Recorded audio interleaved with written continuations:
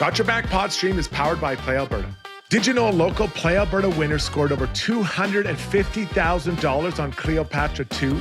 From major casino winners every hour to jackpots worth millions, there's never been a better time to sign up. Must be 18 plus to play. If you gamble, use your game sense.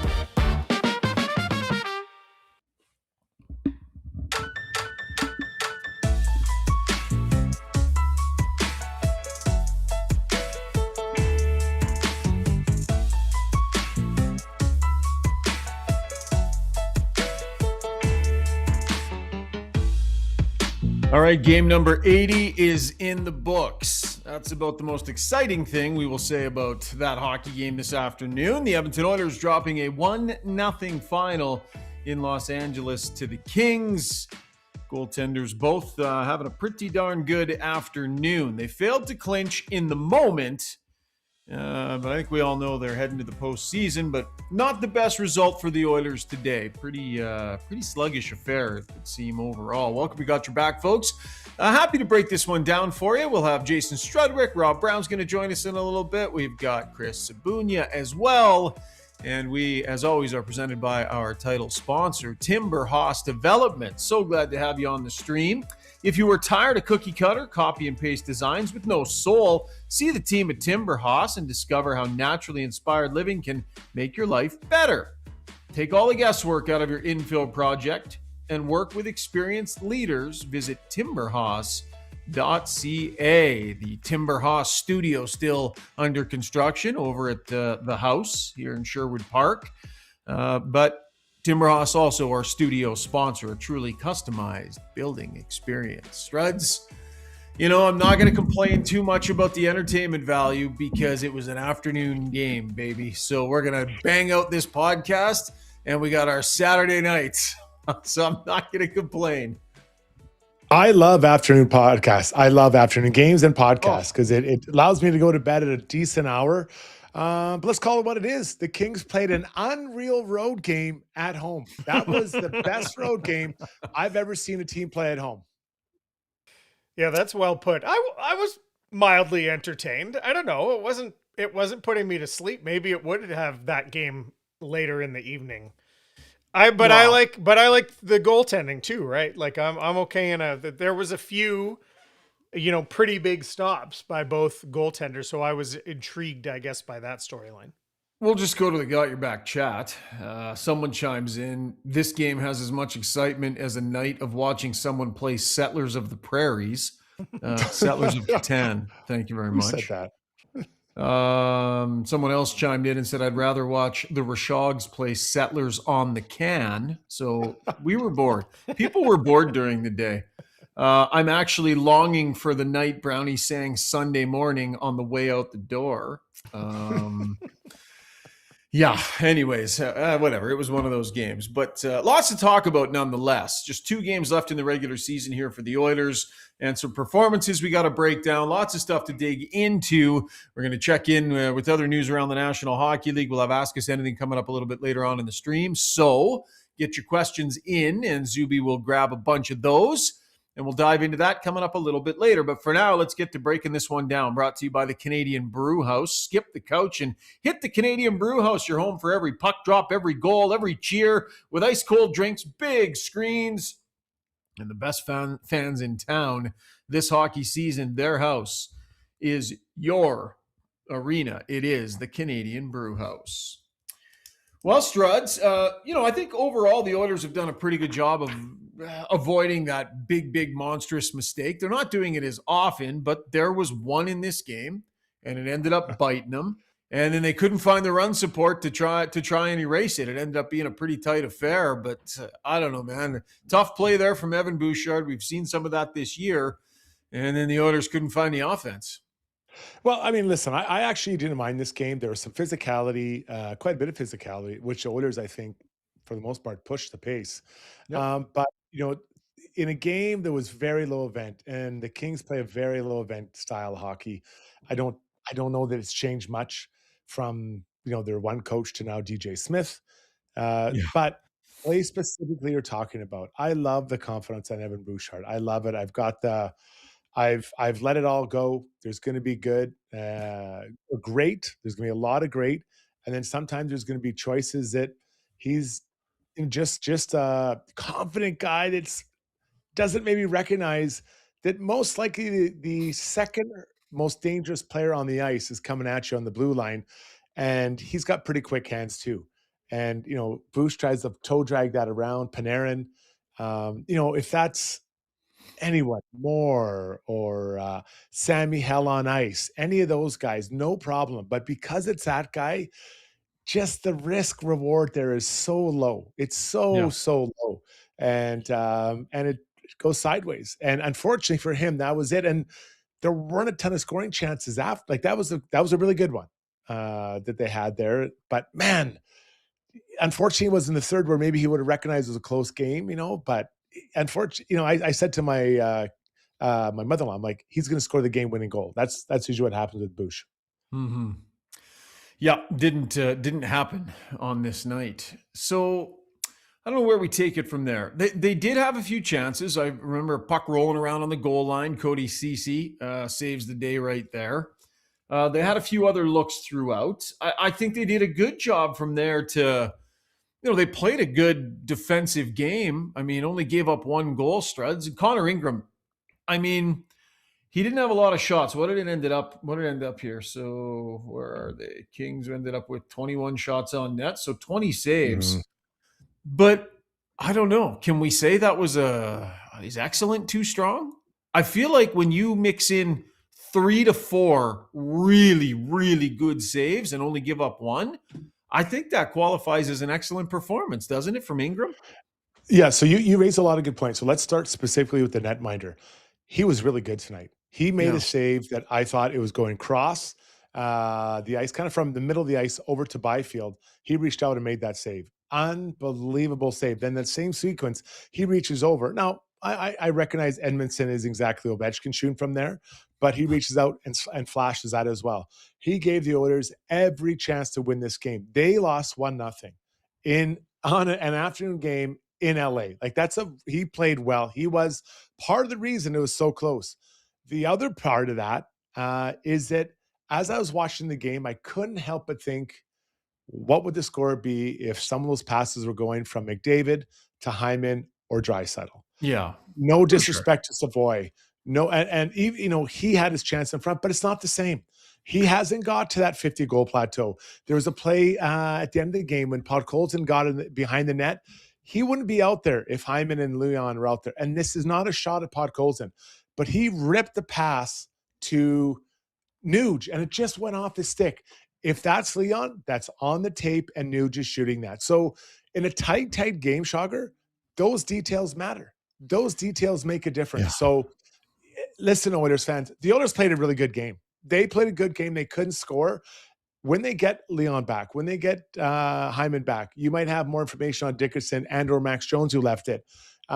This team is going to – they're tracking the right direction with these injuries. Like this game, just couldn't find the back of the net. I'm going to get to the Weiss Johnson soundbox here right away. It's not so much the soundbox as it is our digital inbox, brought to you by Weiss Johnson Heating and Air Conditioning. Weiss Johnson is now offering no interest for 24 months to make your purchase easier. Visit WJJingle.com for exclusive specials just for Got Your Back jingle lovers. We're going medium jingle today. I'm not going to cut it short because the Oilers lost, too short. When you have a performance like that from Ingram, I think we go middle of the way. We don't get to the big finish, but I think we get to hear at least the start of the second verse. Let's go. Agreed. Jingle. Agreed.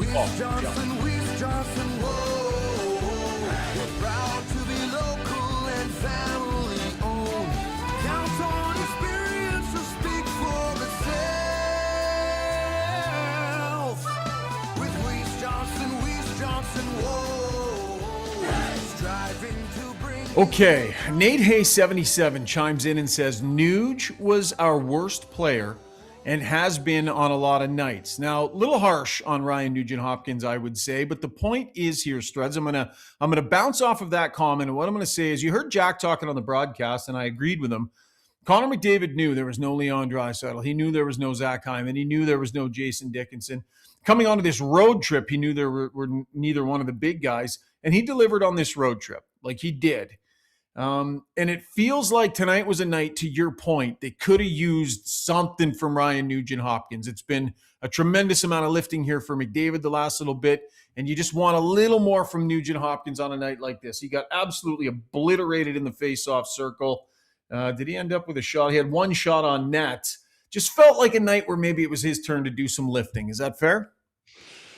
Yeah, I guess I would put him in the group of like everyone's got to chip in, right? With the Yeah. lineup as it is now, there's McDavid and then there's kind of everybody else, and that's no disrespect to everyone else on the team, but you needed someone unlikely to score, because there wasn't Connor, Leon, or sorry, it was Connor, but not Leon and Hyman, and the power play actually had a lot of chances, but again, who is shooting the puck? Right, that's the No. problem. Who is shooting the puck? They had chances on the power play. I'm not here to kick the guys in the nuts that are out there, but there's just not the same level. It's not the same level of skill. Now, specifically to Nuge, I didn't think he had a ton of chances. I'd have a hard time remembering maybe even one good chance.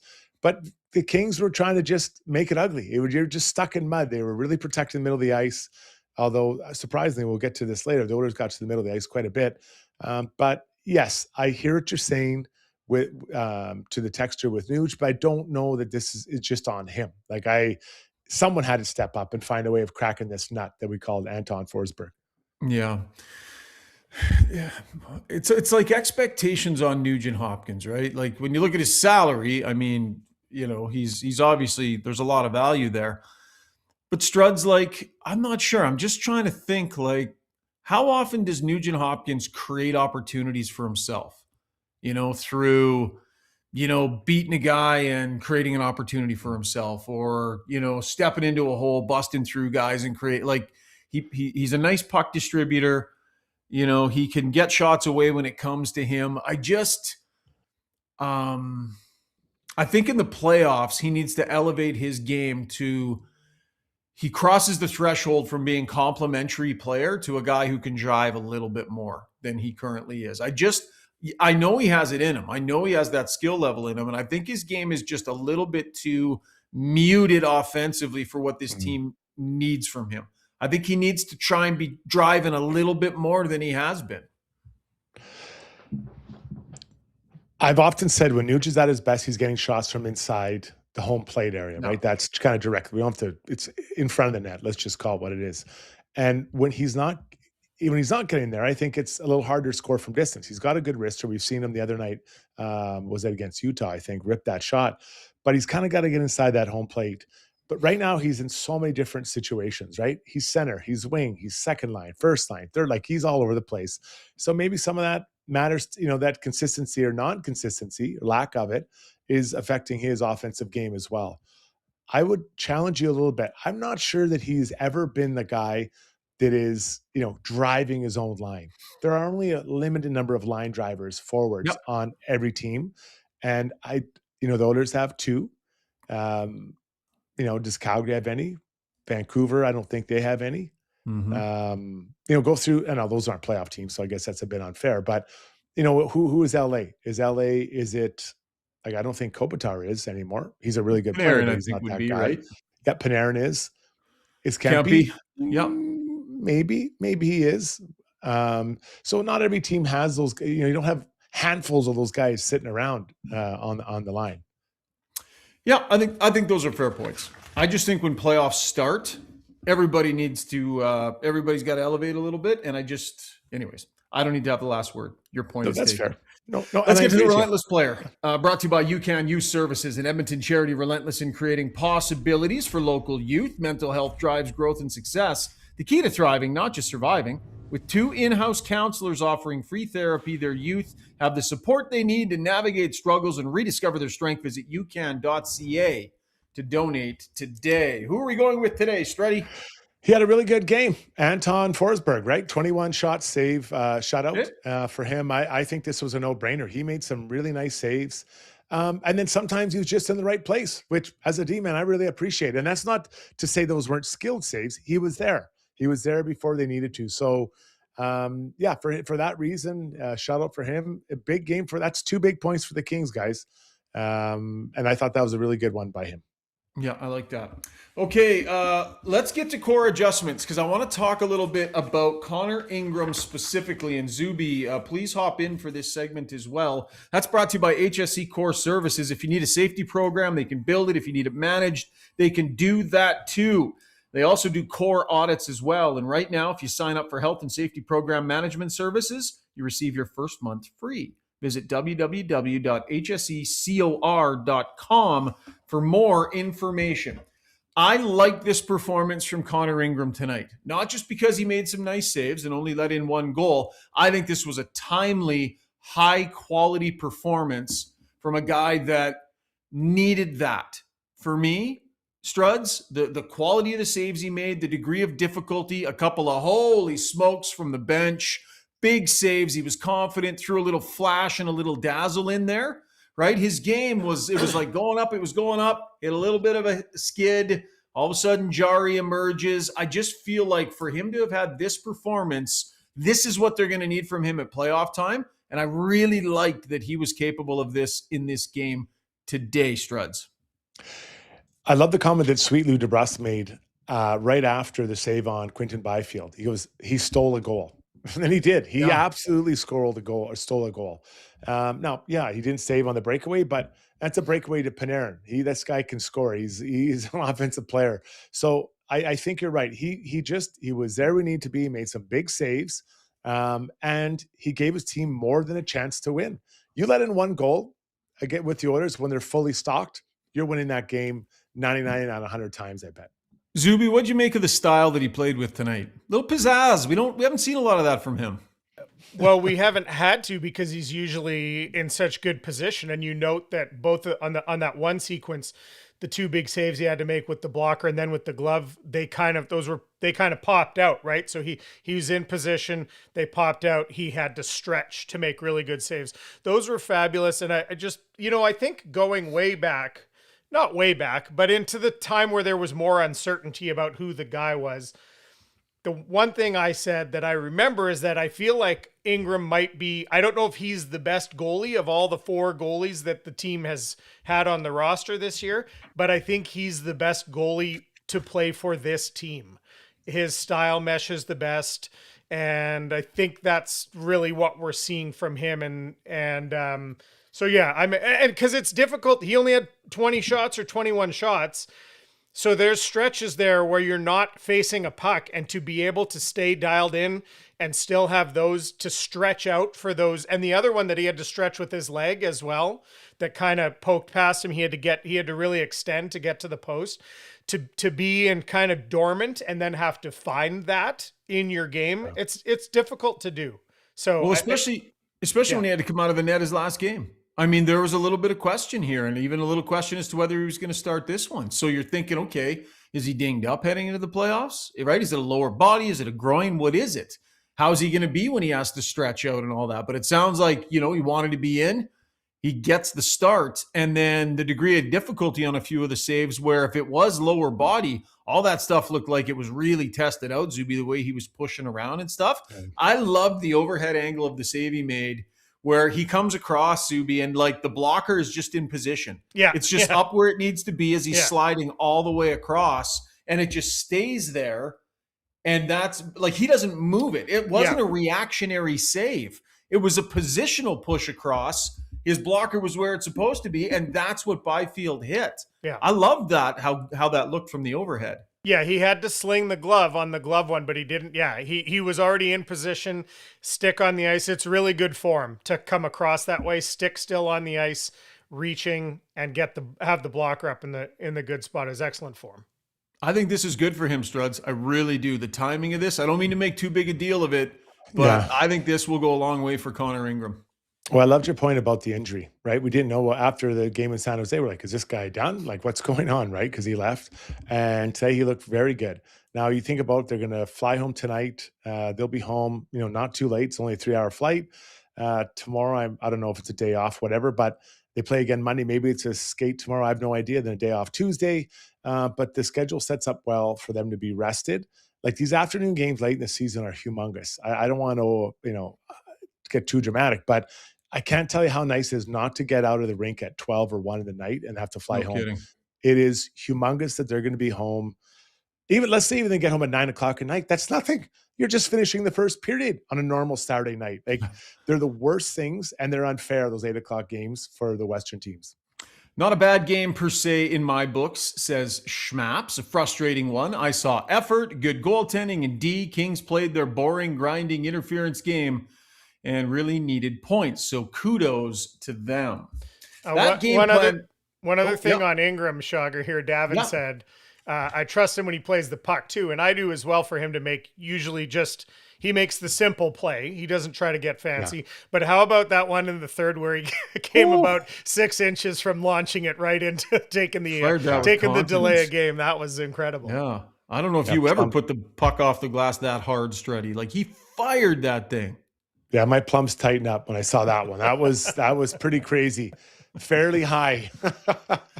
Gong Show says the Oilers have sure transformed from a small, easy team to play against to now at least a team with a lot more jam, with more rugged players. I agree with you, Gong Show. We're going to talk about some of those rugged players in our next segment. Let's check in on our storylines brought to you by Play Alberta. If you want access to odds boosts on every Oiler game all season long, Play Alberta's got your back. From major winners every hour to hundreds of popular games and jackpots worth millions, and it's money that stays in the province. Must be 18 plus to play. Remember to use your game sense. Zuby, what did we roll out there today? Well, we took the under, which that worked out pretty well, but leaning into the Oilers with the opportunity to clinch on their own terms, we had the Oilers to win in regulation. So we had the 3-way plus total. We had under 6.5 goals against and the Oilers to win in regulation. So we got ourselves partly there. Partly there. Half, yeah. Yeah, and I mean, like Struds, are you still kind of the thought process that it doesn't really matter necessarily where they end up finishing? Like, does home ice advantage mean that much to you in the first or second spot, or are you kind of where's your head at on that? Well, I've talked to some people who are worried about playing the Utah Mammoth in the first round. I'm like, what the hell are you talking about? Like, if the Oilers can't beat the Utah Mammoth in the first round, or if they're afraid of them, we got a big problem here, guys. Now, injuries matter a lot. Right now, they're missing 3 of their top 9 forwards. That's a big chunk to take out. So I have no idea. It sounds like Hyman will be back at some point here. Leon early in the playoffs. Dickinson, I haven't heard an update. Maybe you have, Shogger. Didn't sound like it was too serious. It's kind of I think Bowman had mentioned somewhere. Okay. I don't want to get misquoted on it, but I thought I saw a clip that they didn't think it would be too serious. Might have been through 880 Ched. But you roll those 3 back in there against Utah. Like, listen, I'm not saying it's a rout, but I mean, come on. Like, let's get a little bit of perspective here. So, no, I think it'd be nice if they finish first. Yeah, sure, just to do it. But ultimately, I don't think you kill your horses trying to finish first. Yeah, I agree with you. And by the way, McDavid was, 26 plus minutes tonight, I think. He played a ton. But everyone was up, right? Everyone was up, right, with Max. I would suggest everyone was up.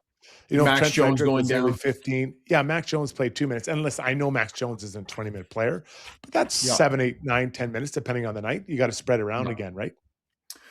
Zuby, let's hop in for our DeBoer's Golf Shop and Fitting Center YouTube poll. We want to know what you have to say. Brought to you by DeBoer's Golf Shop and Fitting Center, Edmonton's favorite golf store, ready for golf season. Are you? We're getting there. New shoes, fresh shirts, some fitted equipment. Your game can only benefit from looking great. Go see Scott, TJ, and Steven to get dialed in for the upcoming season. Visit DeBoersGolf.com. We had a couple of options on the table. Zoobs, what are we going with today?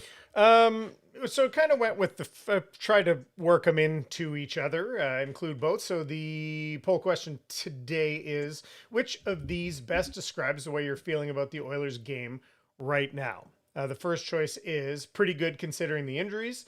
The second choice is goaltending and defense improvement give me hope. The third choice is guys other than 97 need to step up.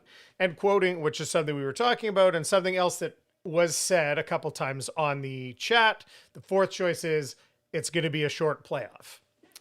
So those are the 4, seeing how everybody's feeling about it today. All right. We'll see how everybody responds, and we'll go over the results of that YouTube poll little bit later on in the show, just before Ask Us Anything. With that, let's hop into our first break. When we come back, some takeaways. I want to talk a little bit about the refereeing. A lot of complaining on some of my chats on WhatsApp, cousins and such. We're pissing and moaning about the way the refs called things on McDavid today. We'll dive into that a little bit. We'll talk about some of the role players. Are we finding that there's some chemistry developing, and does that stay consistent through the playoffs? That and tons more. Brownie will be checking in here on Got Your Back. Stay with us. For over 60 years, Belvedere Golf and Country Club has delivered a high-quality membership experience to Edmonton and area. And now it's even better. Drainage and irrigation improvements in 2024 have taken course conditions to a new level. This commitment to long-term sustainability means exceptional playing conditions all season long. Belvedere's tee sheet availability is unmatched, so join now and experience golf the way it was meant to be played, on your schedule. Visit belvederegcc.com today. Choosing to buy a home is one of the biggest financial and personal decisions you'll ever make. It's a decision that requires strategic planning, market expertise, and a trusted advisor to guide the way. The team at Body Realty with Royal LePage AR team combines deep market knowledge, forward-thinking guidance, and exceptional dedication to make the process effortless and stress-free. Where every client is treated like the only client, visit BaddyRealty.com, a real estate group like no other.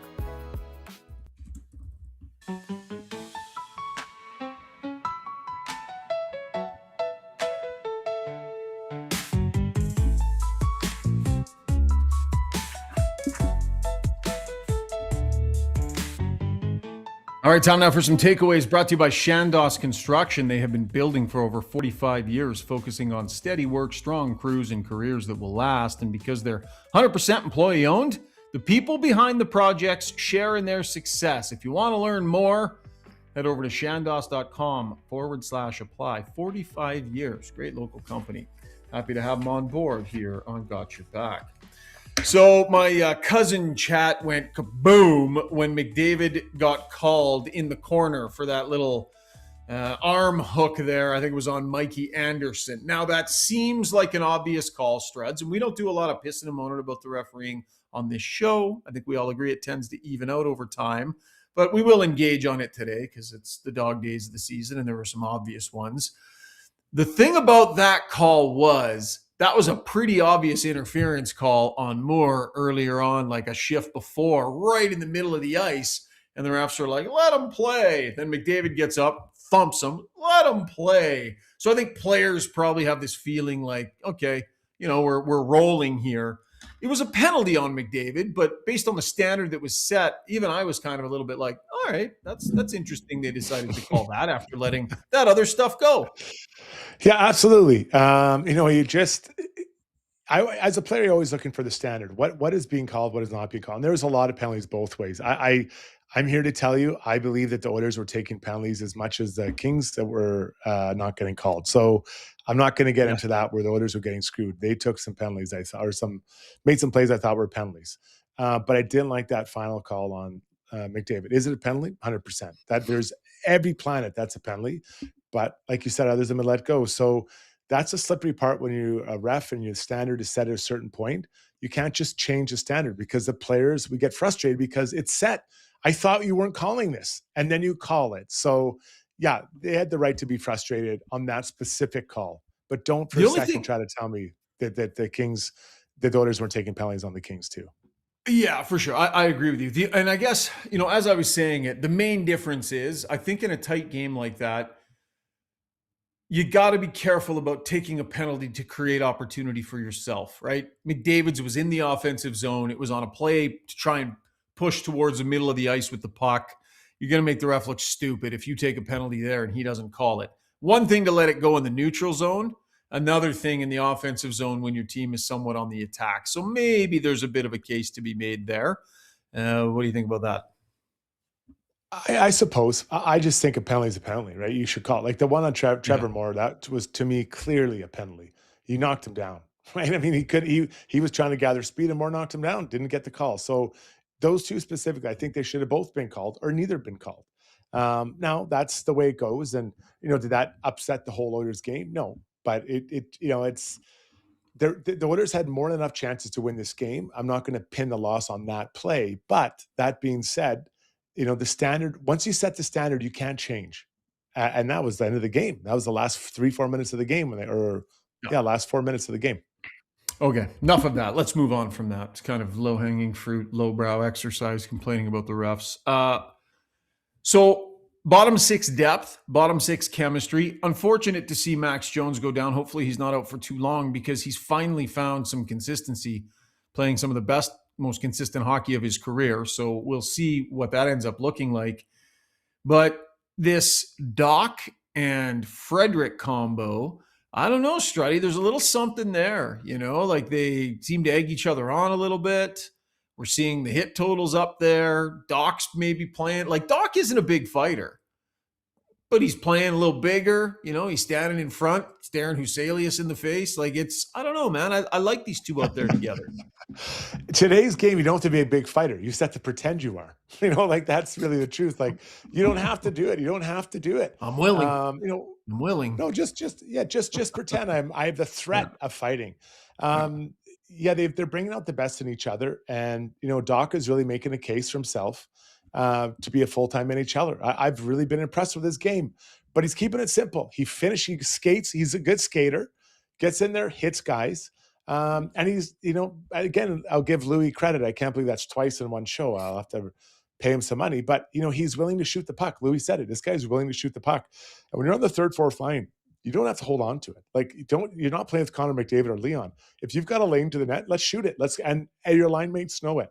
Where does that pencil them in the playoffs? Are they third line, fourth line? Who knows with the injuries? Probably more fourth line. But I sure like the looks of that fourth line if those two are going. Problem is neither one's on the power play and neither one's on the penalty kill. So how does that affect, the power play, penalty kill? Obviously not the power play. You may as well say we're on the power play. We're not getting on there. But the penalty kill, where does that leave them? But those two guys are setting the tone, and even Szymanski in between them, not too ugly. I also like Dickinson with Frederick. So those three guys, that's your third line. I don't know if I love that as your third line. Maybe it's your fourth line with Szymanski or Henrique between them. Yeah. Just looking online here, seeing Anze Kopitar stayed out on the ice after to talk to fans. And looks like it was an emotional couple of moments. Probably should give you an opportunity, Struds, to just give us your thoughts on Kopitar. We'll see what happens with the Kings here. They're not completely out of it yet, but you saw McDavid and Kopitar have a few words at the end of the game when the scrum was happening. They're not sure what was going on there, but what I will say is I've covered this guy, for a long, long time, and man, is he ever a class act. He comes into the locker room, he treats the media with a ton of respect, and it just seems like a classy guy. And I know the way I've talked to lots of his teammates about him over the years, and man, the way they talk about this guy, you can tell he's different. Yeah, he is special. I believe we both played in the same place in Sweden. He was there before I got there, but they still revered this player and the way he prepared, and it was inclusive with everyone on the ice. But what I love about him is he did everything right. Like he just does everything right. He's big, he's strong, he can score, he can defend, kills penalties, win faceoff. Like, what do you want me to do? He does it all.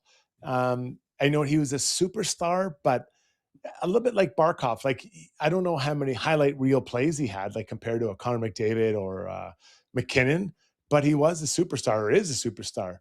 And, he's a slam dunk Hall of Famer. He just walks in the day after. But what a great leader. And can you imagine 20 years, him as your, I don't know if it's the beginning, but 20 years as a number one center for your team? Pretty amazing. Stanley Cups in his pocket.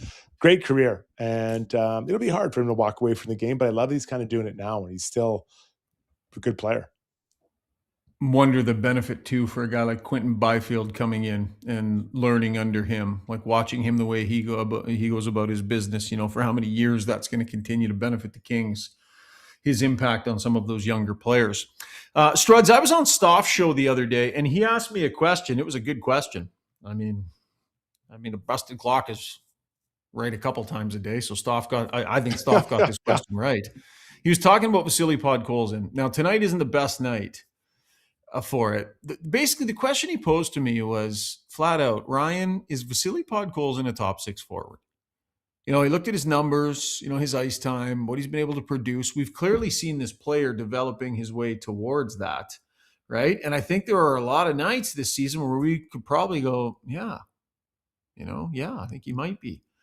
Then there's a night like tonight where I'm watching him and I'm like, I'm not sure. It feels like he played like a third line player tonight, with some of his touches and some of the things he did. So I like that question from Stoff. I wanted to put it to you. That's a great question by the big man. So I guess the question I would answer that with is he done? Like, is this as good as he can get, or does he still have room to grow? I still think there's some room to grow because he had such high pedigree coming into the NHL, and it stalled out for whatever reason, and it happens to various players. He's going to get 20 goals, or what is he at right now? Is he at 20? 19, 18, and 37. Yeah. He can fight. He can do a lot of different things. So he's a unique player. Not that he can fight. He is a fighter. And that's very unique. A guy that's got 20 goals that can fight and put some guys, keep guys in their place. I don't see Vasily as a power play guy. Like today on the power play, you could see it. Like he's not that guy that's just gifted with the puck and is going to just make everyone get everyone open and just make his line mates a lot better with the puck. But I think without the puck is how he really makes his line mates a lot better. And it sounds a bit like a kick in the nuts, but he goes and gets pucks so well. He drives in that, he does all the things, and he's learning to finish. So if he's 20 goals this year, is he 25 next year? Yeah, I think there's a chance he could be because he continues to understand. And can he tick up a bit more assists? So long way of saying, yes, I believe he is a top six forward. I believe Leon likes playing with him, just like Hyman plays beside McDavid. He plays beside Leon. And that is a massive get by Stan Bowman for a fourth rounder. Ryan Nugent-Hopkins, thanks for joining us on the stream here, Nuge, says, yes, he's a low-end top six player in my books. I think he is on our team because his skill set meshes with our elite players, but I think his offensive game has room to grow. Frankie Tanky says the biggest upside of me to Pods is his defensive game is sound, and with Dry, that helps a lot. As far as scoring, I think he's just okay. A couple of plays tonight, Struds, like you can tell he's not usually the guy out in the last minute and a half. Yeah. You know what I mean? To kind of have to try and figure out how to make that work. He grabs the puck and just fires a laser beam of a pass kind of back through some bodies to nobody. Too nude. No, it's too nude. But he missed him. And that's I was saying that's not his play. Like that's not him. He doesn't need to be making that play. That's normally Leon making that pass to Nuge. So it's hard to criticize him because I don't think that's his spot, right? He's one or two players too far up the lineup right now. But that's not his fault. The two players that are normally above him are sitting in the stands, or actually they're even at home. So I hear what everyone's saying, but that's unfair to ask him to do that because that's not what he does right now. I'll back up 6 minutes maybe. I think it was before McDavid's penalty. They're trying to get this goal, right? And they've got McDavid out there with him. And he grabs the puck, and McDavid swoops up beside him, and he kind of looked him off a little bit, which I was like, okay, you don't always have to give it to him. Like, what's going to happen here? And he high flips it into the far corner. LA grabs it, breaks it out, and it's gone the other way. So just little things like that where, those true top six forwards with, 6 minutes left in a game, they might, soft dump it into the corner for a better chance or whatever. But there's just some little edges around the, some rough edges around the outside of his game. I think, at times it kind of shows when you put him in those situations down a goal late where just that little extra touch that those true, I'd say even Roslovic has it. Those more true top six guys just know in those moments, this is how we're going to play it right now. When Hyman's out there, how often does he have the puck on his stick at the end of the game trying to score a goal? No. Never. Yeah. He's never. In front. Yeah. So you don't. That's why you don't like. And this isn't geez, I really feel like I'm carving these guys. I love both these players. No. But you don't want them with the puck on their stick. So he shouldn't have it. He's got to give it up as quick as he can to one of those two guys. That's the best usage of his skills and the players around him. All right, let's crunch some numbers. See what went on on the spreadsheet tonight between these two teams. Brought to you by McDonald's. Nothing beats getting a deal at McDonald's. And right now you get 2 deals in one. Redeem an offer for the latest mailer or on the McDonald's app and enjoy instant savings. Plus earn points towards free McDonald's later on. That is a deal double whammy for a limited time at participating restaurants. Struds, what number stood out to you today? Well, kind of interesting here when you look at this situation. Let's start first with slot shots on net. So the Oilers had 14 and the Kings had 5. And I thought the Kings did a pretty good job denying the Oilers access to the slot. And I was wrong because the Oilers still got 14. Now, it's not a massive total, but it's more than I would expected. Scoring chances off the rush. This is one we love to track here on the pod. Oilers had 10. The Kings had 6. Unfortunately, one of them was the golden ticket. High danger scoring chances, something we always track. 16 for the Oilers, 12 for the Kings. Again, that's higher than I would have thought the Kings would have had. And I like to see that number in single digits for sure. Then finally, another one that they are talking about improving, scoring would be, which one? High scoring chances off the rush. I already did that one. Sorry, it would have been, I got this slot driving plays, 31 for the Oilers, I saw 18 that. for the Kings. So again, like, I thought the Kings did a pretty good job keeping the Oilers to the outside, but these numbers would suggest that maybe they were getting there, but not getting second chances and or putting someone in front of the net to create a bit of a gong show in front of the net to get some chances to score. Yeah, for sure. Looked to me like McDavid was, let me see here. What did he end up with shots? Did you catch that, Struds? Shot-wise? Take a second here to load for me. I did 5 shots. No, was that 1 shot? So he only one had shot. 1 shot on net, but 9 attempts. Yeah, probably 1 blocked in there. 3 blocked shots, for example. Yeah. So 5 missed nets. But they were doing a good job of staying really close to him, and it's hard. It's hard to do it, but like Mikey Anderson, Drew Doughty, these guys were really close to him all night, and that's the best way. Just take away his space, and you have a second layer of Kopitar and whoever to kind of just take away his space. Felt very playoffy tonight, that game. Yeah, I did like that McDavid was looking to shoot, though. I mean, I'm surprised he only got 1 on net because like every time I noticed him, he was trying to get some sort of shot on net, dragging it to the middle and shooting it. He wasn't passing off a lot tonight. Maybe he's got 50 on his mind. I think he knew goals were going to be hard to come by today. So 9 shot attempts for Connor McDavid as we crunch the numbers, brought to you by our friends over at McDonald's. All right, Struts, we're not going to spend a lot of time on the scoreboard because it's early in the day and so much more is going to happen. And the Oilers still might end up clinching here based on some results. So anything we do scoreboard wise, I would say would be a little bit out of date. So rather than dig in on the scoreboard, brought to you by the Bridge Sports Therapy, we'll take it in a different direction. Being an Oiler fan can take a toll. The stress, the highs, the heartbreaks. Your body feels all of it, bringing one team of physio, chiro, massage therapists, strength coaches together to focus on active rehab and relieving pain while building strength and resilience for long-term movement with 5 locations across Alberta. Visit thebridge.fit to book your session. They need the X beside their name. Again, they may end up with that, and by the time everybody listens to this, that might well be the case. I just want to know, Struds, how do you approach the last couple of games? They're going to try and win them both for sure. But, if the X is there, as soon as the X is there, do you get into some load management stuff, do you think? If I was a coach, I'd know where my plays are at as far as injury. Do you need a couple days off? Because it's 2 games. Colorado has nothing to play for. I know they're getting ready for the playoffs.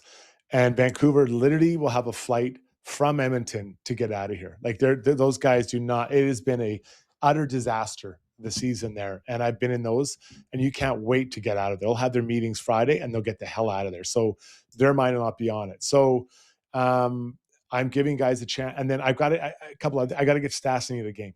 Stastny needs to play a game. So I'm looking at, and not that I don't think Knobloch's screwing him over.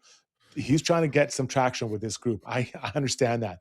If someone's feeling nicked up or tired on the back end, I'm getting him a game. I'm getting Jari a game in there, and that might all come down to Vancouver. Again, that's assuming that the standings are kind of play out how we expect. This Stastny thing's really interesting, man. Like, he hasn't played in a while now, and he's next up. And then the drop off after that is significant. How long has it been? Like, how many teams don't need to go at least one or two deep into their depth players within the first 2 rounds of the playoff spreads? And this guy hasn't played. Yeah, but the problem is Knobloch hasn't had the luxury of mixing him in because he's trying to get his top 6 organized. Like that, and also trying to get playoff positioning. So this isn't the Colorado Avalanche where you're finishing first in the league and you can say, you know what? Let's take out player XYZ, our top couple D man, and give them a break and let these guys get their beaks wet.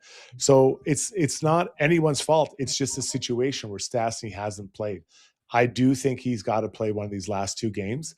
He might even play both. If let's say Max Jones is out, they might play 7 the last 2 games, or play 7 on against Colorado. Then I don't know.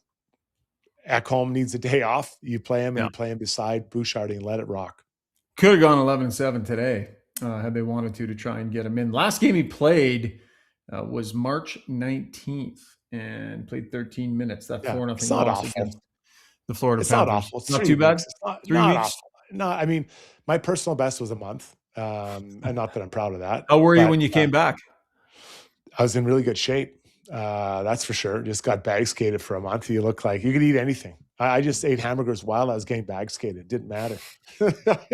Oh, really? That's the benefit of it, eh? They run you through the ringer, but then you don't have to worry about the diet when you get home. Just eat whatever you want. Eat ice cream, whatever. But in all seriousness, it's not ideal. It is not ideal, but this is the situation that Knobloch was facing. And so sometimes you get squeezed out.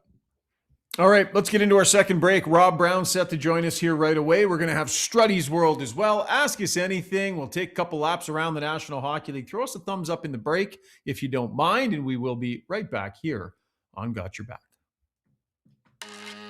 Why would you? Nobody puts in wood windows or siding anymore, so why put in wood fences? Maintenance-free vinyl fence from DLR is backed by a lifetime warranty and will save you time. Weekends are for playing, not painting. Go vinyl at dlrvinylproducts.ca. At Modern Measure, every item of clothing starts from scratch and is designed from the ground up based on both your style preferences and current fashion trends. Their clothing is fully designed to give you the exact look you're looking for down to the smallest details and customization. The Modern team will work with you to make sure that you not only look and feel great, but make the most of your investment. On the ground floor of Edmonton Tower downtown, Modern Measure.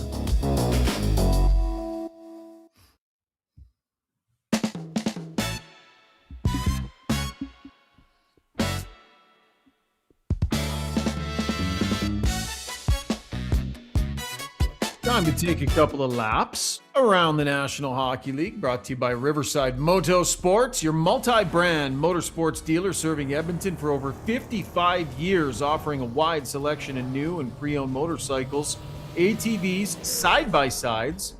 They got snow bikes, they got e-bikes, and snowmobiles from industry-leading brands. You can check out everything they've got online, www.riversidemotorsports.com. What do we got? Auto centers, centers look really good. They're really playing well. They're big, they're fast. Their goaltending seems to be coming around. They're well coached. But today, Brady left the game. He looked like he got hit in the head a little bit with a stick. At post game, their coach Travis Green just said he was feeling unwell. So unwell is a fairly broad term, Shogger.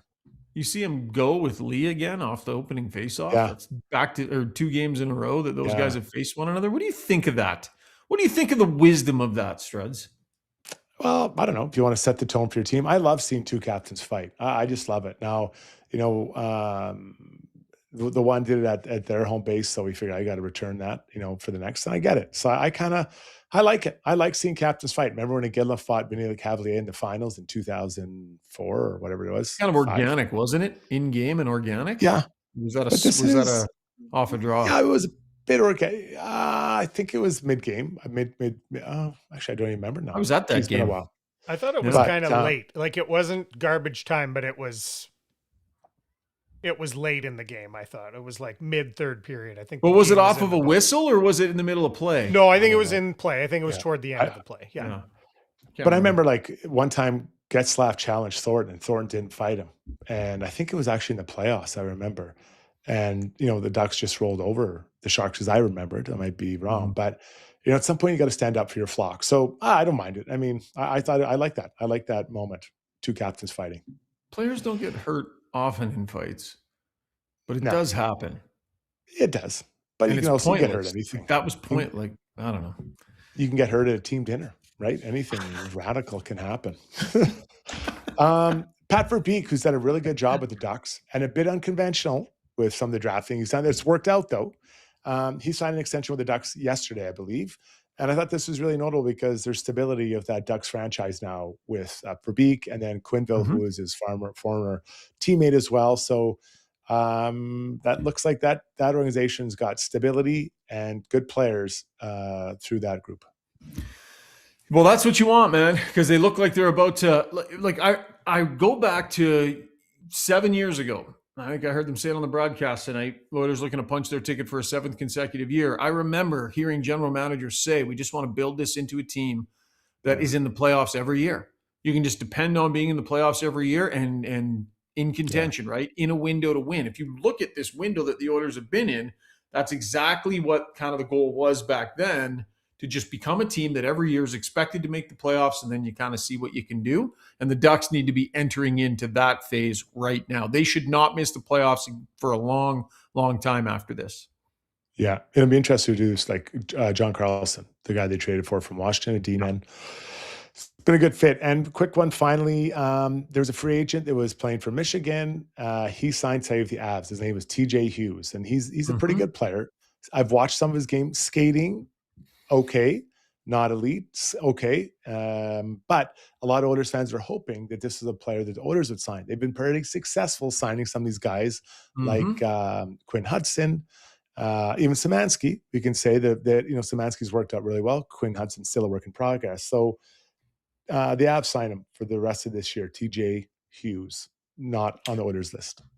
21 goals, 56 points, 39 games to finish second in the nation, and one of 3 finalists for the Hobey Baker. An older player. He's older too, right? I think 24-year-old. 4 seasons in Michigan. Yeah. So, I'm guessing he turns 25 next year. So you're getting a 25-year-old rookie professional player. All right. What is he? What is he? Yeah. Okay. You know what? We're going right off the grid here. Brownie Points. Brownie's going to enter with style and pass. Wow. He's here. He's ready to go. Let's do it, Zuby. Roll the intro. Time for Brownie Points.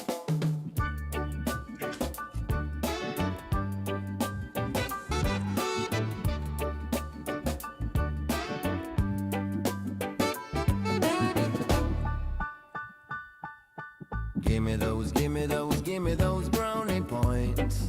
Oh, we need them. You want them. Time for Brownie Points, brought to you by the Alberta Ram Dealers. 4x4 winter event continues at your Alberta Ram dealer.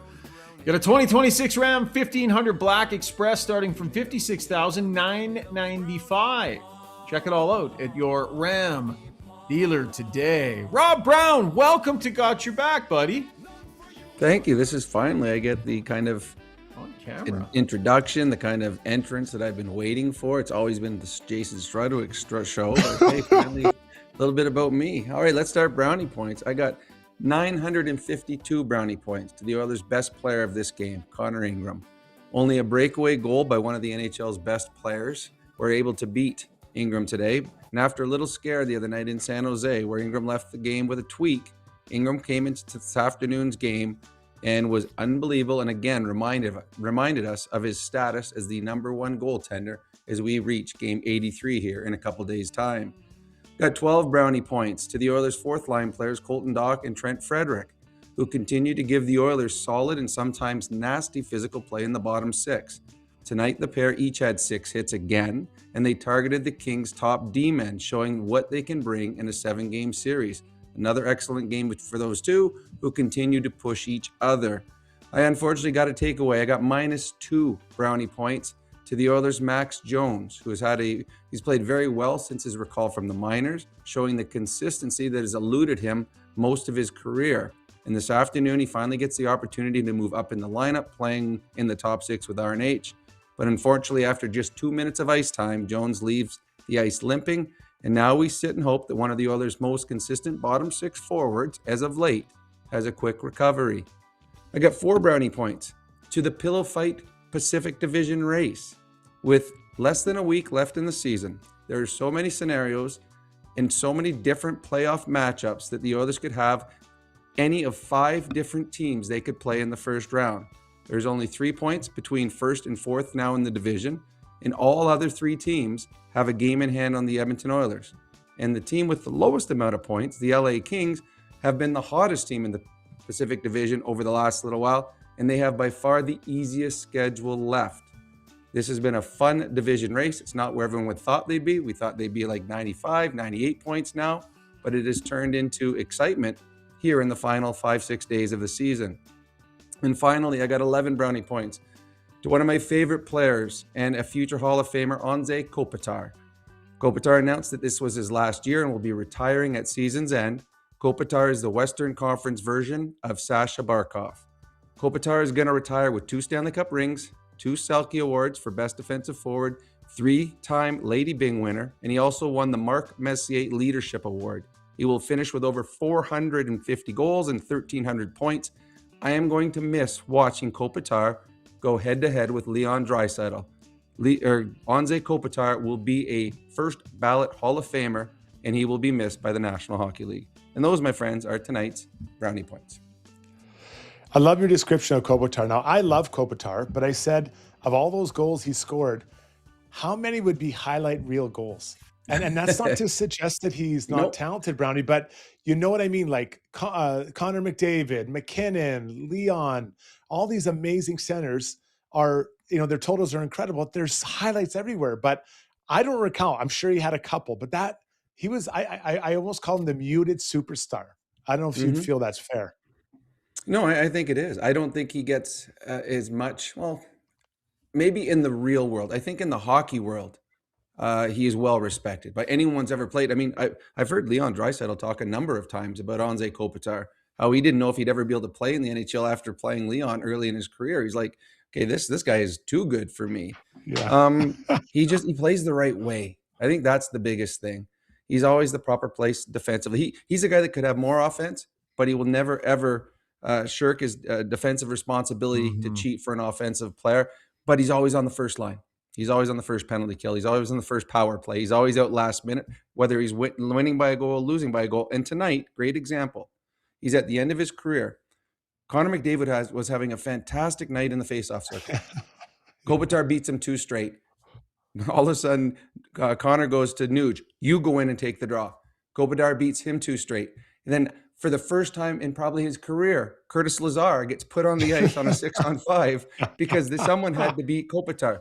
And he did neither. It just shows you the importance of an Anze Kopitar. And I am glad. I hope the LA Kings make the playoffs simply because I want to see Anze Kopitar in the playoffs one more time before he leaves the National Hockey League. Yeah, I'm with you on that one. That sequence at the end was so baller. He was just, and McDavid was just like, Nuge, you try, man. Like, this is just not working. And all of a sudden I noticed, I was like, why is McDavid pointing to the other side after the icing? Why is he pointing to the right side?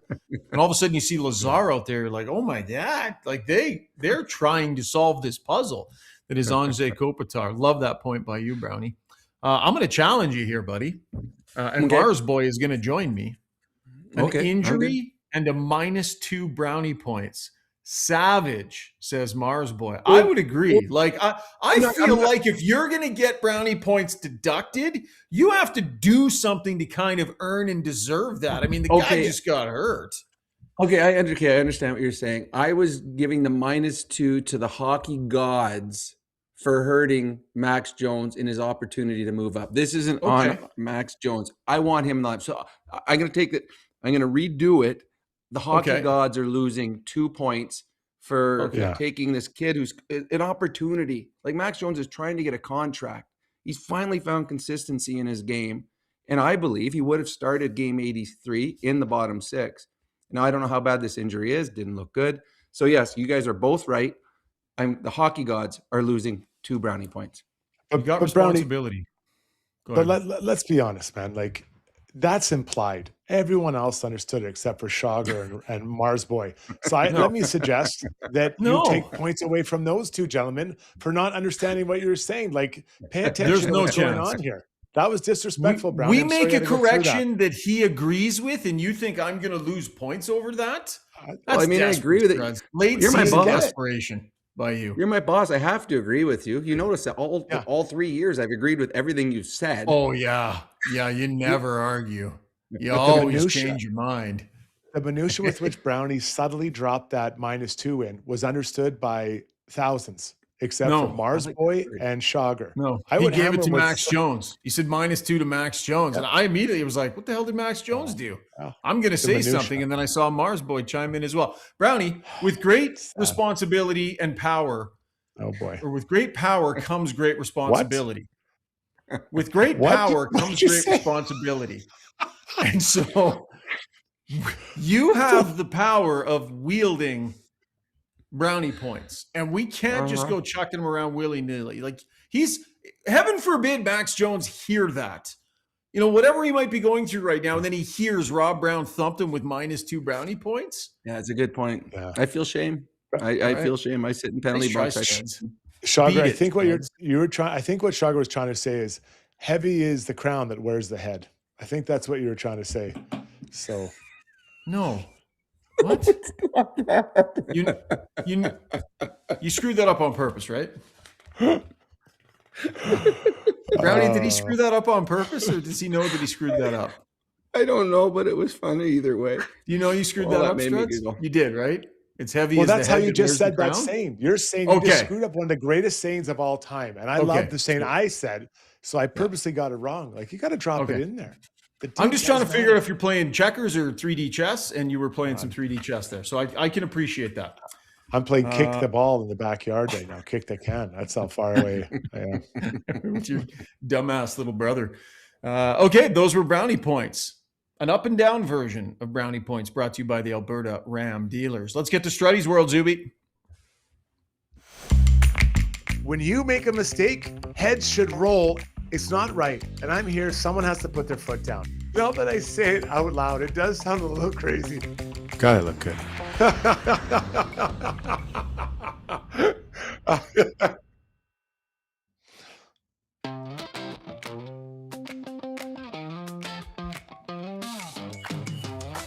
Hopefully Max Jones didn't suffer a broken labia. Time now for Struddy's World, brought to you by DLR Vinyl Products, Alberta's leading supplier of vinyl products, offering premium fence and deck material designed to stand the test of time. Whether you're looking for a professional contractor or planning to tackle the project yourself, they have the resources and expertise to help. Canadian-owned, operated with locations in Calgary and Edmonton. Visit dlrvinylproducts.ca. Brother Rob, who runs the branch in Calgary, might have been one of the ones on the group chat complaining about the refereeing. Just throwing that out there for you. Sounds like him. I also took, I stole that joke, broken tibia or broken libya from Makush Brody. He's the one that threw that into the stream. Okay, so that's me. That's what we're doing. What is going on with Frank the Tank? Someone's got to talk to Frank the Tank, Will Ferrell, that is, that the seats where he's sitting aren't really that good. I love that he's sitting there. It'd be cool to sit around, and we played on Lay. Sometimes you'd see, stars and local people sitting on that wall, but you can't see anything from there. And he's there all the time. Today's with Steve Carell and his wife, who's a great actress in her own right. And he's sitting there like he doesn't see anything. I think he should be up like 15 rows and take a look at the whole venue and see everything that's going on the game. Now, I guess maybe he has his own access. Like, you think back to when the Lakers and Jack Nicholson was going to all their games. He had his own little area. He actually would have a cigar area. He'd go smoke in on his own, which is really cool. But basketball, I think, is a little different courtside than hockey. Hockey is a much bigger space. And I think you want to see both ends of the rink all the time. It's neat to be there. I've sat there. I like it. But every time I see him, boys, he's sitting there.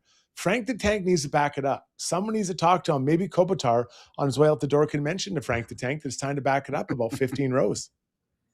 Yeah, but you're talking as though you think Will Ferrell is really interested in the way the game goes. I think Will Ferrell likes the attention.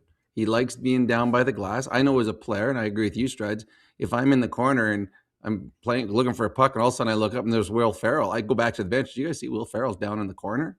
So I like that. It's kind of cool. You see the size, the speed. They're not good seats. You're absolutely right. They're not good seats. But I think it's part of the attention that he brings. Like, he is always on the camera. And when you are somebody who your fame is a big reason of it's an advertisement, I think that's good for Will Ferrell. And also, before you talk, Sugar, Steve Carell, his new show, Rooster, is funny as heck. You guys got to watch it. It is really, really good. So add that one to a list. Rooster. How do you spell that? It's like the male chicken. Okay, Struds. I would have thought you would have known this, Struds. This is obvious to me. This is about notoriety.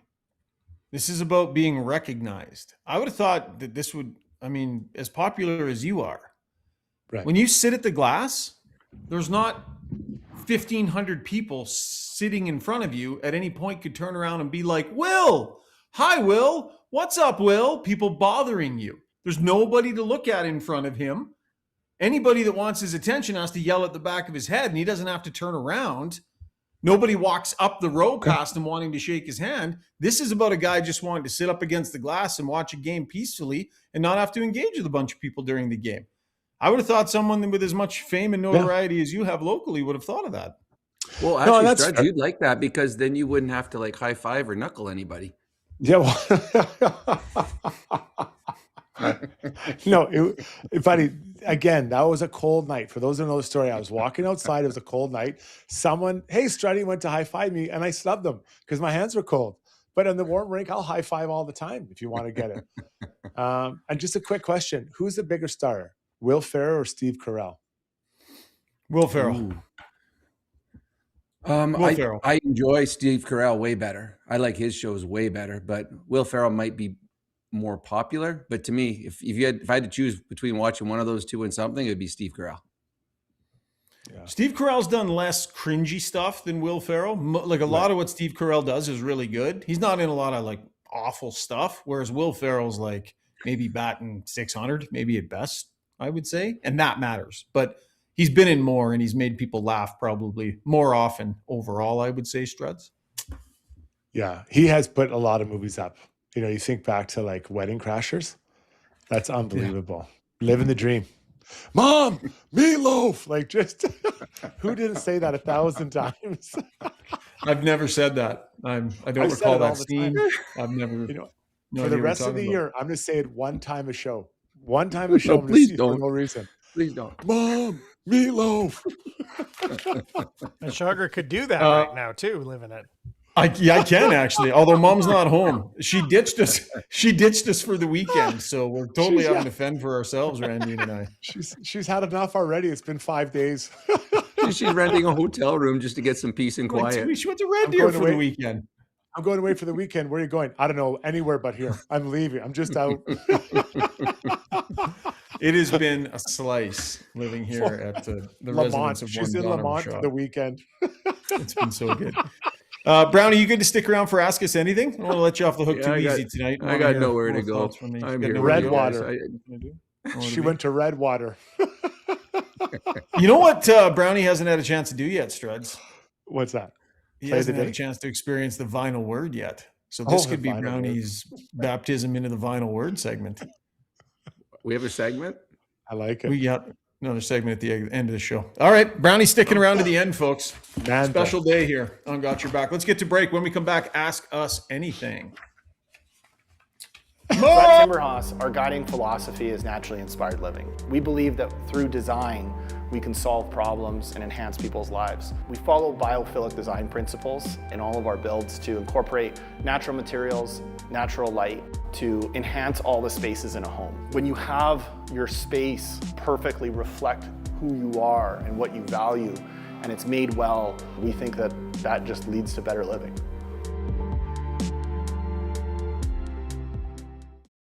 Getting the McDonald's you love for just $5 plus tax every day? That's not just value.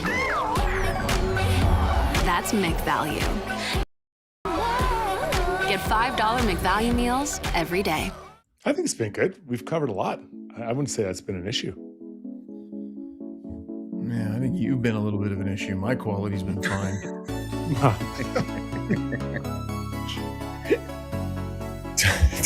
Time now for Ask Us Anything. Brought to you by Mortgages by Maria, powered by Dominion Lending Centers. Maximal Mortgages. With the Bank of Canada lowering rates, it's a great time to look at your mortgage. The thing is, your bank can only show you the bank's offer. Maria can bring you options from a whole bunch of lenders so you get the deal that works best for you. Don't just roll over for the bank. Connect with her today at mortgagesbymaria.ca. Zuby, hop in. Look at the four of us. I love when it's the four of us here on camera. Zuby, wrap up the poll and let's rock and roll. Yeah, so still pretty good optimism among the chat here tonight. It's nice to sometimes the negativity can come through in the chat, and maybe it's just a few people really wanting to be heard. But I thought the overall result here was kind of positive. Which of these best describes the way you're feeling about the Oilers game right now? Pretty good considering the injuries. Came in first at 38%. It was a little bit higher prior, ticked down. Second choice was good. Guys other than 97 need to step up, 26%, and hopefully he'll have some help coming back. Goaltending and defense improvement, give me hope, 23%, and only 13% felt their big picture feeling was it's going to be a short playoff. So there we go. I would have gone with 1 or 3 on that. I think I'm happy with the injuries. I thought they're playing pretty well, and I think the defense and the goaltending would give you some positive thoughts going into the playoffs. So I was good with both those.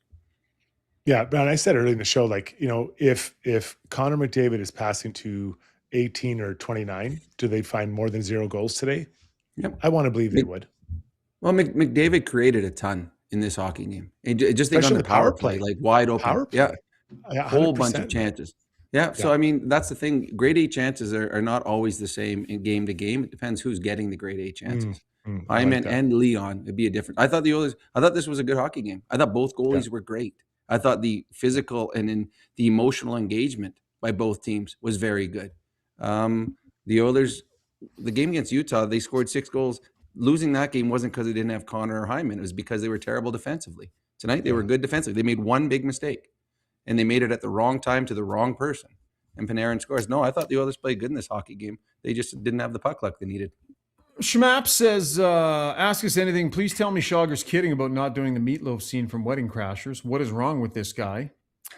Only WW2, World War II documentaries for you or what? So I was having trouble placing it based on Strud's, I guess we'll call it impersonation. So I watched it in the break. I just watched it. You weren't even like, you didn't say it like he said it. You didn't say the right words. You weren't even close. Now that I saw it, I'm like, of course you made it. I didn't place it at all from your impersonation. You're backpedaling pretty quick, and that's fine. You don't know pop culture, no problem. That's no problem at all. I get it. It's like Brownie and his choice of music selection for a karaoke night, right? You guys just off the beat a little bit. It's okay.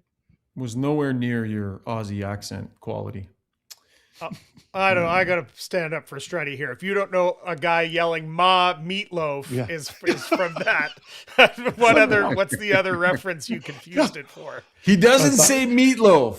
He goes, "Ma, the meatloaf." He said the meatloaf. We're ready for it. Okay. The meatloaf. Oh my God. There is meatloaf. There is for sure a scene where he says, "Mom, meatloaf." Yeah, he says. What's she doing? What's she doing up there? I never know what she's doing up there. That's the line. Double check it here. I watched it quickly. I'll watch it tonight. You misquoted one of the all-time great scenes, Struds. That's on you. Oh my goodness. There we go. There we go. That's like if I said we're gonna need a larger vessel. Would you know what I was quoting? No. Oh, okay. We're gonna need a bigger boat. Yes. Yeah. We're gonna need a bigger boat. You butchered that though. I don't know. Anyways. Well, intentionally. That's the point. So this is what I miss when I leave early. Yeah. No. A lot of quality in the back third of the show here, Brownie. Wait till the final word. Okay, Okay, let's get to an actual question. This is funny. Neil Garrity says, Bouchard was not credited with a giveaway in that game. I'm sure I saw one in the first period. Did anyone else see that?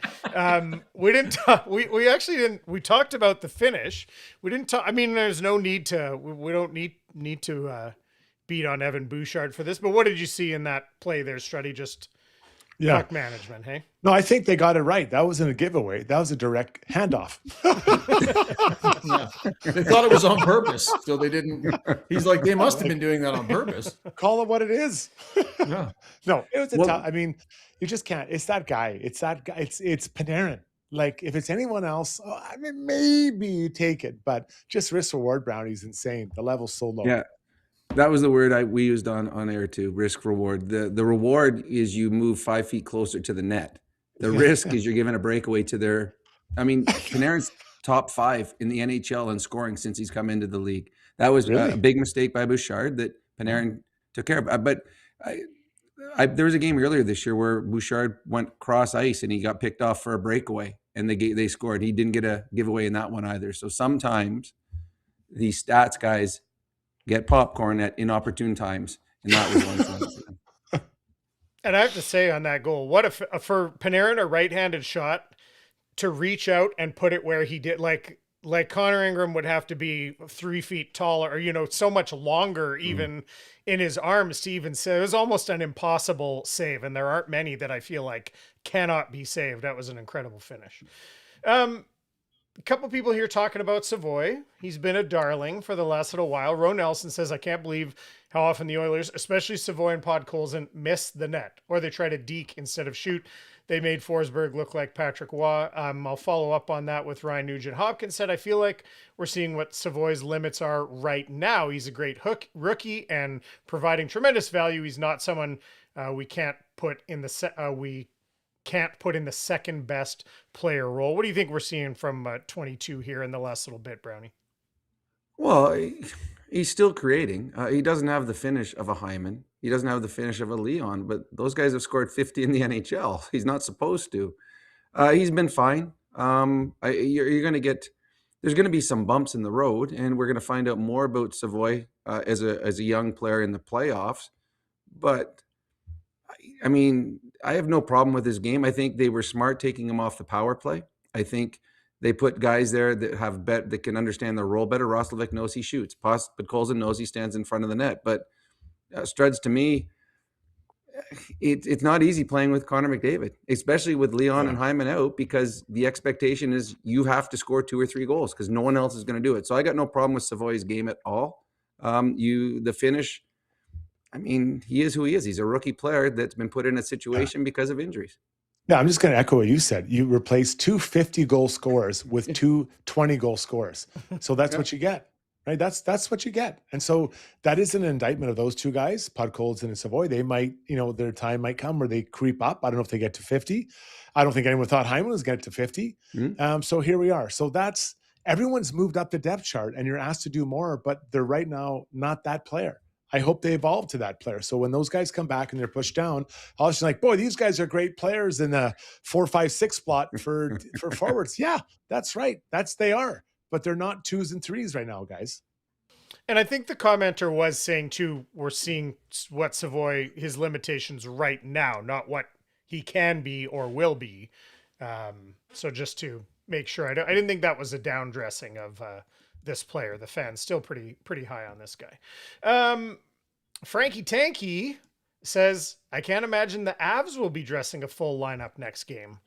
The Oilers, the Phillies beating the Jets, by the way, by a score of 3-1 right now after the first period as it stands. So the Oilers might have clinched already, but what do you think they're going to be seeing from Colorado here in a couple days' time, Struddy? I mean, they're missing some guys already. So do you want to give other guys a day off, a rest? I don't know what their inner workings of their injuries are. If guys are nicked up, I'm resting them. There's no doubt about it. I'm doing that 100%. Now, I don't know what that is. McKinnon's played a lot of hockey. Does he need a day off? How motivated are they to play all their guys? And, you saw Pittsburgh say rested, I think, anyone who played more than 50 games in the NHL. So, and they're only in second place in their division. So I think there will be guys rested. But, Brownie, one thing I know this isn't the question. I think they got to get Stastny to a game. So do they dress 7, or does a D-man who's nicked up for the Oilers sit out? Because he's their next guy up, and he hasn't played in a while. Now, again, I don't, and I know that I've been arguing with people on the chat, is I don't think it matters where the Oilers land in the playoffs, whether they're in first or they're in a wild card spot. Although the wild card spot sucks. Okay, it does matter. They have to be in their division. So this loss today kind of changes some things, because now to stay ahead of those other teams, you have to have Connor in the lineup. You're not going to win games without Connor and Leon and Hyman. So I don't know what they do up front. Do they even have enough players now that Jones is out? So I'm not sure, because you can't sit Connor McDavid out and call a guy up from the minors, because it has to be an emergency recall for an injury. So that's that side of it. As for the Avalanche, again, the rules will come into play, whether or not you can healthy scratch some guy, whether you've got someone in the stands or not. But the Avalanche have 4 games left. They've got a lot. And I think it would be important for Nathan McKinnon. I think he would love to win the Rocket Richard. And I think Cole Caulfield's only 1 or 2 goals behind him now. So these are things that they'll probably put into, they'll talk with the McKinnon, they'll talk with the coaching staff and decide. But right now there's so many injuries happening in the National Hockey League. You want to bubble wrap your superstars with the playoffs starting in 1 week's time. Do you think Colorado wouldn't mind Edmonton in the first round with Draisaitl banged up, Brownie? Oh, well, I think they'd rather have. I think they'd rather have Anaheim. Yeah. Or they'd rather have LA, who can't score a goal. I mean, the best time to play against the Oilers, obviously, is without Leon, or a healthy Leon, or fully healthy Leon. But I mean, they still have to deal with McDavid and Bouchard in a great power play. The LA Kings can't score. The Anaheim Ducks are not at the same level as the Oilers. So I think the Avalanche would like to avoid the Edmonton Oilers 100%. In the first round, as a lot of teams would. Why risk it? McDavid could go off, I don't think they're thinking, maybe we'll try the Oilers in the first round. I don't think so at all. I guess that answer lies a little bit in if Leon plays all the games. I mean, if he misses the first 3 games of the series and the Oilers barely squeak by the first round, might have been a major blessing in disguise that they didn't get Colorado early. So anyway, we'll see. Mm-hmm. But if you're the Avs, would you rather play the Oilers or Utah? The Oilers without Draisaitl or Utah. Yeah, fair point. Like I don't think there'd be a wise decision to play the Oilers at all in the first round. I just don't see the why you'd choose that. Mm-hmm. Not that they can. No, I know, but like if you're looking at it's not like isn't that in the PHPL or the PWHL? Didn't they do a thing where you could pick your opponent? Yeah, I love Wasn't that one of the rules? They had a big debate on Ray and Dregs this week about whether that would be a good thing or not, how that would look. Zuby made the best point though, because this idea that you would pick a team and then they're like, "Oh yeah, you pick us, right?" It would just look terrible. So Zuby had a good solution for teams that didn't want that responsibility. Zuby. I just said you could get a monkey to spin a wheel and then say, we didn't choose you. Wasn't us. You know what? I thought about this more after. The one thing you could say is we chose you guys because you're in the same time zone as us. You could say you picked a team based on travel. No team is going to believe. No player is ever going to believe that. Oh, it's because you're at 7:00. Okay, it's not because we suck. Yeah. We have that excuse I just threw at Struddy for not remembering that quote. I was softer than that. Oh, it's okay. All right. Okay, Ryan Nugent-Hopkins wants to know, does the kid we signed from the NCAA get a game? That's Owen Michaels. Is there, or do you think he's going to get a game, and do you think it's only going to come after the team has the proverbial X, Struddy? I would think he's going to get a game. Again, I don't know what that looks like, but priority for me is they got to get Stastny a game. So if Max Jones is out and Iman's not coming back, to me, it's Stastny that goes in. But maybe that last game, maybe you put him in. I mean, I think it's important. I'd be neat for the kid to get his game, especially the game doesn't matter. Yeah, I agree. I agree with Struds on that. Okay. Yeah, I mean, they need the X. Got to get the X beside their name if it isn't already But there. don't they get the X tonight if Winnipeg loses? Yeah, we're kind of avoiding the conversation because lots of people will be listening to this once it's already determined. So we don't want to be too Okay, I won't say what's happening then. Yeah. Well, you can. It's not about a spoiler alert. Everyone will know. I'm just saying. We don't want to date the show too much because Philly was up a couple of goals, right? They are. Yeah, they're still they there were now. up. They're still. Lots of time though. Still early in the second. All right. Yeah. Okay, Zuby, one more. Let's go. Yeah, last one. Perfect. Because we'll get all three of you on this. D White wants to know, what's your top 6 for game 1 of the playoffs? Let's lay it out, and let's assume everybody's healthy. That we expect. Do we want to have Draisaitl in or out? In. Well, I prefer he plays for my team. I All think right, it's way let's more have fun with Hyman in and Leon's playing. Draisaitl in. I'll go first because those guys are writing stuff down. Sorry, is Dickinson in? Is he healthy? Good question. Let's say no to Dickinson. Okay, well that changes things. That's. We just said top 6. I know. Yeah, I don't. It But might maybe affect my third line center, right? Who's my third line No, center? let's say yes to Dickinson. Say yes to Dickinson. Okay. So the only one who's out is Janmark, in case he was factoring into your top 6. No, I'm kidding. I got my top 9 here. Oh, geez. I thought we were only allowed Someone- 6. You're the one that just yelled at Teacher's us about pet. that. Teacher's pet. My Mom, goodness, Milo. look at me. Hey, Brownie, let's hear it, buddy. Let's hear your top. I've line. got Connor, Leon, and Savoy, and I got Wow. Nugent Never Hopkins, done before for game 1. Hyman. Wow, let's Ross. try something new. Huh? Yep, I like it. I got nothing. Thank you. I like it, Brownie. And what was your second line? Nuge. Hyman, Roslovic, and Nuge.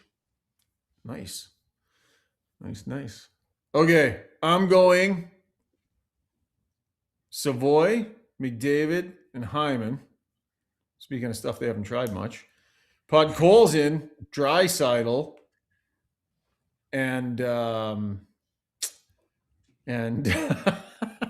his name fell out of my head, and now I can't Roslovic. remember it. Roslovic, thank you. And then I got Nuge on the third line with Dickinson and Kapanen. Yeah. Yeah, I could go with that. I actually think I might like Brownies better. Who are they playing? We don't know yet. Well, they could Good seriously. question. They could play 5 different teams. The LA Kings could bump up. The LA could actually win the division if they run the table here, and they play 3 bad teams. That's weird. Yeah, I don't. Both. It depends who we're playing against, but I would probably more conservatively go with Shoggers, and then my fourth line would be with probably Doc, Henrique, and Frederick on the fourth line. No Szymanski in the playoffs, I guess. I like that. Although I would switch on Shoggers, I would switch Podkolzin and Nuge because I would love Dickinson, Podkolzin, and Kapanen. That's a heavy line. Yeah, such a good third line. Doc and Frederick having I back-to-back like that. really heavy physical lines. So Yeah, it's true. I like that. All right. That was Ask Us Anything, and you did. Brought to you by Maria Gallus, mortgage broker. All right, time for our play of the day. Brought to you by Mainline Water and Sewer, your trusted choice for over 40 years, specializing in sewer line replacement and expert water line repair and replacement. They have a trenchless method that is quick, low impact, and often finished in a day, complete with backflow protection. Visit mainlinewaterandsewer.ca. What is our play of the day, Struds? Well, I love the home crowd of the Kings saluting and working with Kopitar. Their captain for seems like 1,000 years. Probably the greatest long-term LA King in history, I'm guessing. From wire to wire, playing his career. So yeah, that moment is really special. Him getting a chance to say goodbye. He might have home playoff dates, I know, but it's just a nice moment there because they'll be sadder. Can I ask you how he ranks with Doughty in that conversation? Ooh, I think they would be linked together forever. yeah. I think it's tight. Kopitar and Doughty, and because they're both great Hall of Famers, Stanley Cups together. I think they would be really, really tight. Yeah. The two, They've been two of the together. greatest LA Kings. Yeah. Yeah, for sure. Like wire to wire, right? Like No. Dave Taylor wasn't wire to wire, I don't think. Gretzky obviously Marcel wasn't Dion wire to wasn't. wire. Marcel wasn't. Robitaille. Wasn't either, right? Like those are great Kings, but wire to wire, it makes a difference for me when you're ranking, players in their franchise. Love it. So that's why you've got Gretzky 28 for Edmonton because he didn't play here the whole time. Yeah, he's behind me. I play longer than him. You weren't wire to wire anywhere, man. All right, that's our play of the day brought to you by Mainline Water and Sewer. Brownie, your first opportunity. It is the vinyl word. Roll it, Zuby. The final word. The vinyl word. Hey! The vinyl word. Yes, it is time for the vinyl word. Kind of like the final word. Get what we did there? Brought to you by DLR Vinyl Products in partnership with Vecca Outdoor Living Products. Thinking about a new fence, deck, or railing? DLR offers high-quality vinyl solutions made with Vecca material. So you get something that looks great and lasts for years without the upkeep. Check them out at DLR Vinyl Products and upgrade your outdoor space with high-quality Vecca material. Brownie, if we wrap up the show, you can reflect back on your experience here on the show. What would you say that you have learned today, sir? What have I learned? I learned that Jason Strudwick has the king of pop culture. Very That's classy. a bit of a push, I would say. I feel like Thank you, that's- Brownie. You're You know what I learned? Here's What? what I learned. I learned that words don't really matter to you guys. The details don't really matter when it comes to using the proper words. Wow. Hey, Brownie just hammers Max Jones with -2 brownie points, only to turn Wow. it around and give it to the hockey gods because he misspoke. And then Strud's taking one of the all-time great pop culture references of our time and screws it up by not getting the words right. You guys don't care about words. You don't think they matter. Sugar, if you ever talk to any coach I've ever had, no, I don't care about details. Never cared about details. So no, Yeah. don't be surprised. What do you got, Struds? I learned that Chagra's mom would rather spend the weekend in Ashmont. And as of the census of 2021, Ashmont has 125 people in it. Then spend another night with her son. She's not an ass. It's like a family thing. She's not just getting the hell out of the house. I just text her. She said I'm in Ashmont for the weekend. I might Hey. spend it, make it a long weekend. Hey, old fella, lose my mom's number immediately. Zuby, didn't what ask- do you got? I didn't say you're awake. You awake, Donna? Donna, you up? You know, while since Shona's gotten one of those from me. See, words matter, Struds. You Right. I up, apologize. not you Apologize to awake. Donna. Words matter. Zuby, you learn anything today? I'm giving my vinyl word to on the stream here, Canadian in Cambridge. Hi from Cambridge. Hi again from Cambridge, England. I love every episode, but having to watch in the day means no commenting. They've been building up. So here's a few. Fruit does belong on charcuterie, traditional French. Wearing a watch on your right hand as a left-hander is a nightmare. Has Yeah, I Struddy give sorted up. out his moist handshake yet? We got another one. Chagar, Adidas Sambas are the most comfortable, stylish runners all over Europe. Keep up the awesome work, guys. P.S. My playoff hopes are so low. And I think there was also something about ground beef on pizza in there that possibly that had been done before. But that's Love the it. dump of comments from Love it, Canadian love it. Cambridge. Well, yeah, and you can always, send them in during the show or email us, and we'll try and get some stuff in there. Love that from her. That's awesome. That is a great vinyl word here on the show. Brought to you by DLR Vinyl Products in partnership with Vecca Outdoor Living Products. I love it when Brownie's in right to the very bitter end of the show. Brownie, we can't get enough of you, buddy. Thanks. It was a lot of fun, guys. I'm going upstairs to have some cake, and we'll see you guys in a couple days' time. Struds, what are you doing with the rest of your Saturday night? Oh, it's going to get crazy, guys. I'm tearing up White Ave. See you guys down there. Going streaking down by the quad. I don't think that was right either. I'm pretty sure you got that wrong. I'm going streaking down by the quad. Zuby, was that right? It's close enough. I know what he's talking No, about. it's got to be right. There's no close enough when you're dealing with this stuff. Will Shakespeare over here. Okay. Have a great night, everybody. Enjoy your Saturday night. Thanks for joining us here on the live stream, and let's do it again. Do it live after the Abs and the Oilers. See you then.